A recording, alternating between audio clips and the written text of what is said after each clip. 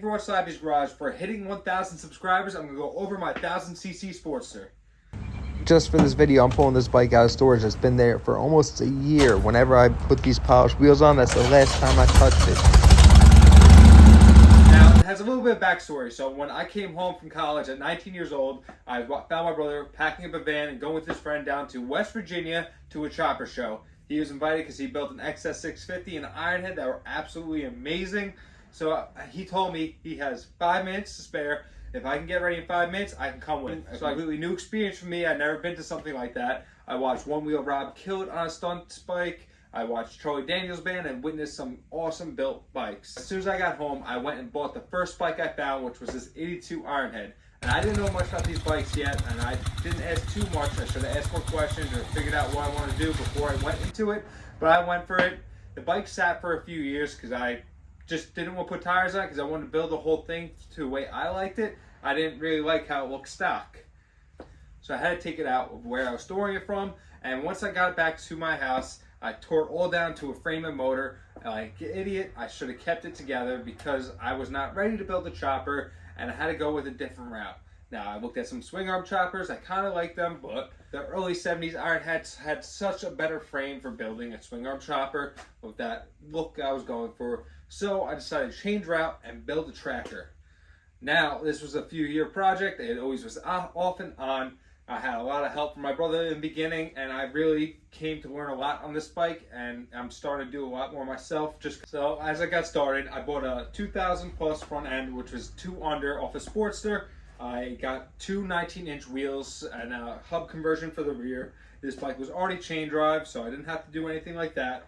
I found that the tires I ordered when I ordered these Shinkos, it's a little bit too wide to fit into the narrow glide front end. So I put a set of Weiss Racing triple trees on here, chopped the rear fender to the way I like the look, added a newer style gas tank, ordered this Saddleman seat. This is a Saddleman Speed Merchant flat track seat, and a CV carb with a bracket to fit onto the Ironhead manifold. I made a little choke bracket for it.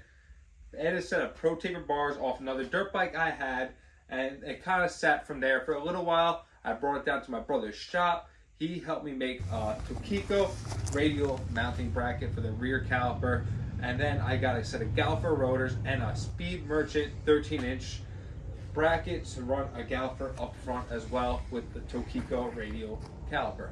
A Nissan brake lever to go with the brakes, Bitwell throttle, and I got this Motion Pro kill switch and start button that I think really looks great on this bike. I shaved down the clutch lever just to look a little more aesthetically pleasing. Added a 15-inch Burley shock I got for cheap, and it sat again. And at this point, I was talking to my friend, and he wanted to have his bachelor party in Daytona. He didn't have a bike at the time, so I let him borrow my Dyna, and I told him, I promise you, I'll get the Ironhead done for Daytona. I found out Slim Fad was doing this one-piece oil tank that you put the battery in, and it looked awesome. So I ordered that right away. It came super fast. I added that to the bike. Getting down to the wire, I had almost everything set up except for the exhaust and electrical. And a week before, I dropped my bike off. My brother banged this exhaust out in 2 days. Once he had time to get to it, I ordered all the stainless from Cone Engineering. And then I had to pipe the oil lines, add oil, and set up all the electrical. Smikey at Yard Rats Fab helped me out getting my Dynatech ignition in because I never worked with the timing before, and also I added a Dynatech coil.